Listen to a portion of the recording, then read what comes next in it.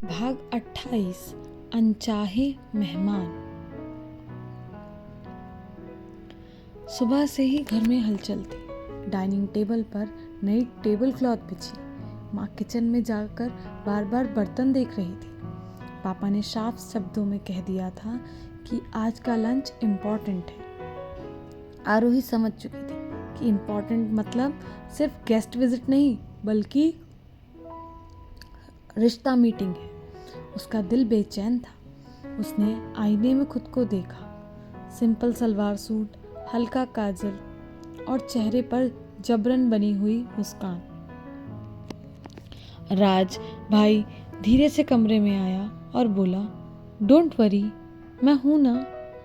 अगर बहुत ऑकवर्ड हो गया तो सीन डाइवर्ट कर दूंगा। आरोही ने हल्के से सिर हिलाया। राज भाई ही इस घर में उनकी ढाल थे। करीब 1 बजे कार पोर्च में गाड़ी रुकी। गेट से एक फैमिली अंदर आई। पापा, मम्मी और उनका एक बेटा। माँ ने स्वागत किया। पापा ने फॉर्मल मुस्कान दी। राज ने कैजुअली कहा, आइए अंकल आंटी बैठिए। आरोही ने हल्के से नमस्ते किया। उसने नोट किया कि लड़का नीटली ड्रेस था। शायद वही IAS एस्पिरेंट जिसकी बात बुआ जी ने कल फोन पर की थी। डाइनिंग टेबल पर खाना परोसा गया। पुलाव, पनीर, दाल, सलाद सब लगा हुआ था। माँ सर्विंग करती रही। पापा बातचीत में बिजी हो गए। अंकल बोले, आपकी बेटी बहुत ग्रेसफुल है। हमने सुना था कि पढ़ाई में भी बहुत अच्छी है। पापा गर्व से बोले, हाँ, क्लास में हमेशा टॉप रहती है। अब हायर स्टडीज़ का भी सोच रही है।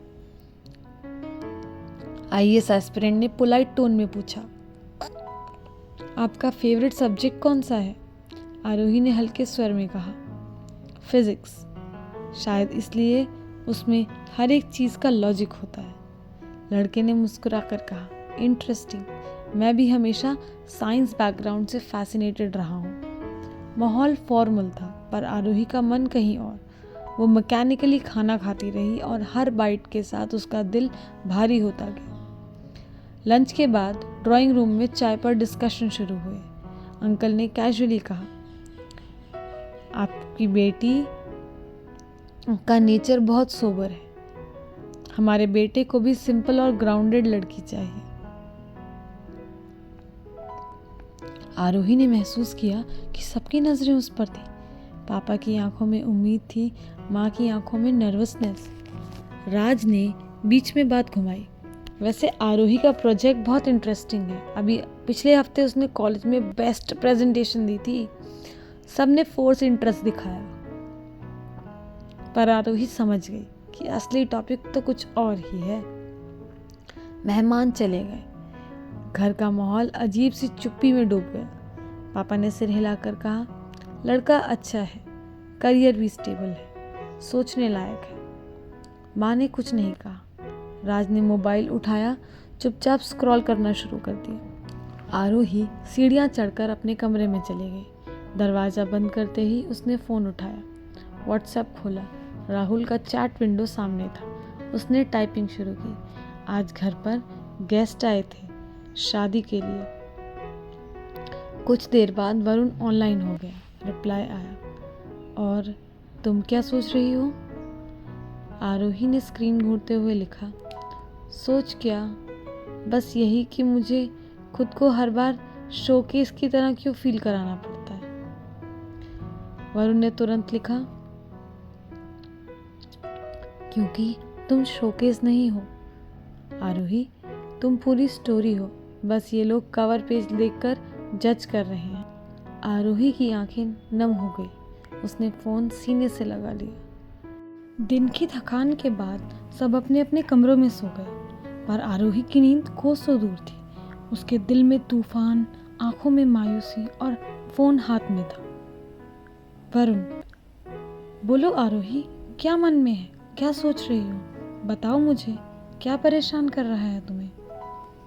आरोही, सोच क्या, बस यही कि मुझे खुद को इस तरह फील क्यों कराना पड़ता है, जैसे लोग आते हैं, देखते हैं, सवाल पूछते हैं और चले जाते हैं। वरुण ने कहा, क्योंकि वो लोग सिर्फ कवर देख रहे हैं, उन्हें पता ही नहीं कि किताब अंदर से कितनी खूबसूरत है। ऐसा लगता है जैसे लोग आते हैं, देखते हैं, सवाल पूछते हैं और चले जाते हैं।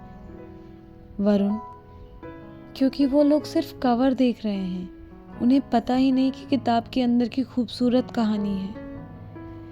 आरोही की आंखें भर आई। उसने हल्के हाथों से टाइप किया, वरुण, कभी कभी लगता है कि मैं कभी अपनी स्टोरी लिख भी पाऊंगी या नहीं, या फिर दूसरों के फैसलों का हिस्सा बन जाऊंगी।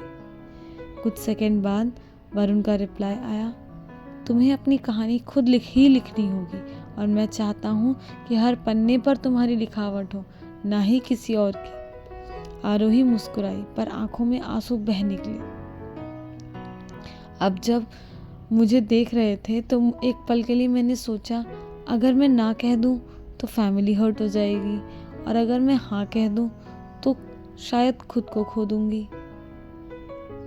वरुण ने कहा, तुम्हें पता है सबसे पेनफुल क्या है?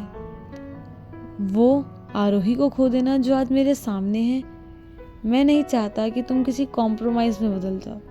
आरोही के हाथ कांप गए। उसने लिखा, लेकिन वरुण, अगर फैमिली की खुशी और मेरी खुशी एक दूसरे के ऑपोजिट हो जाए तो? कुछ देर वरुण ऑनलाइन रहा, फिर उसका लंबा मैसेज आया, तुम्हारी फैमिली की खुशी तुम्हारे चेहरे की मुस्कान से जुड़ी है आरोही। अगर वो मुस्कान फेक होगी तो एक दिन सबको पता चल जाएगा। सच थोड़ी देर तक छिप सकता है, हमेशा नहीं। इसलिए खुद को खोकर किसी को खुश नहीं किया जा सकता। आरोही का दिल तेज धड़कने लगा।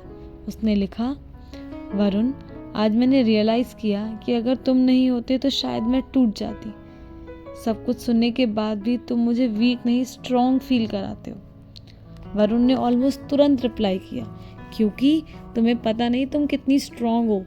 बस जब तुम डगमगाती हो तो मैं तुम्हें याद दिलाता हूँ। आरोही ने कुछ देर स्क्रीन देखती रही, फिर हिम्मत करके लिखा, वरुण, कभी लगता है कि काश तुम फैमिली के सामने होते और मैं बस कॉन्फिडेंटली कह देती कि यही वो इंसान है जिसके साथ मैं सेफ फील करती हूँ। वरुण का जवाब धीरे धीरे आया, एक दिन ये ख्वाहिश भी हकीकत बनेगी और उस दिन मैं सबसे पहले तुम्हारे पापा की आंखों में देखकर कहूँगा। आरोही ने पढ़कर फ़ोन सीने से लगा लिया। उसके हाथ कांप रहे थे पर दिल में एक अजीब सी राहत थी। आरोही ने कहा, वरुण, मुझे डर लगता है, पर तुम्हारे साथ डर भी किसी कहानी का हिस्सा लगता है। वरुण का रिप्लाई आया, क्योंकि डर हमेशा हाथ पकड़ने से आसान हो जाता है और तुम्हारा हाथ मैं कभी छोड़ने वाला नहीं। आरोही के होठों पर आंसू और मुस्कान साथ साथ थे। उसने आखिरी बार लिखा, गुड नाइट वरुण, और thank you for being my constant. Varun ने कहा, good night Aarohi, tomorrow will be better, I promise. Phone silent पर रखकर आरोही बिस्तर पर लेट गई। नींद अधूरी थी पर उसके दिल में एक नई ताकत थी।